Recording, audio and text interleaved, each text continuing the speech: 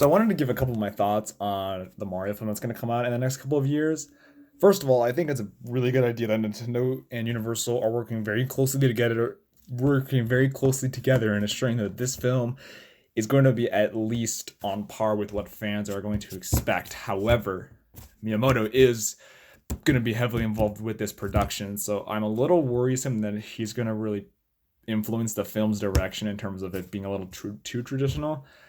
If the film has a very Odyssey-esque story, I actually be pretty happy with that, mostly because I will say right now, Odyssey's cutscenes are just absolutely fantastic, especially the very, very first cutscene where Bowser pretty much just demolishes Mario's day and rips up his hat right as the airship is just flying by right by the Mushroom Kingdom.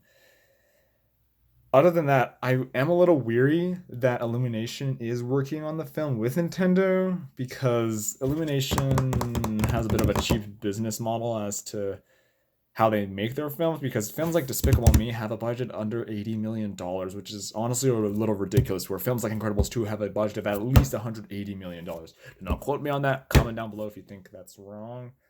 My point is that mainstream production companies like Pixar and DreamWorks to an extent, I'm honestly going to only talk about Pixar in this case, they make very high quality films where they always have a certain standard with their films, even if they're not always great. With the exception of Cars, I do believe that all their films have at least some sort of quality to them.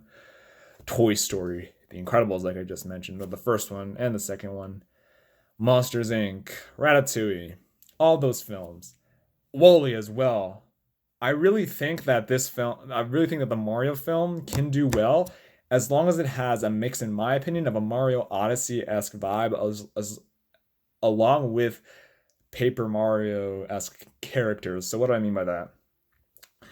Paper Mario has characters, at least in the Thousand Year Door. In the Thousand Year Door, there's a character named Goombella, and she is of a Goomba race. Now, she's not exactly an enemy, but she's derived of a Goomba, which means that while Goombella is a new character, she's not necessarily unfamiliar because we're all still familiar with Goombas and whatnot. And Bobbery, Admiral Bobbery, he's a Bob-omb, but he's not an old character. He's a brand new character brought up from an old Mario enemy. I think that's a very good middle ground to have in order to have brand new characters along with having that familiar design. Other than that, that's all I have to say for the Mario film. Thanks for watching. See you later.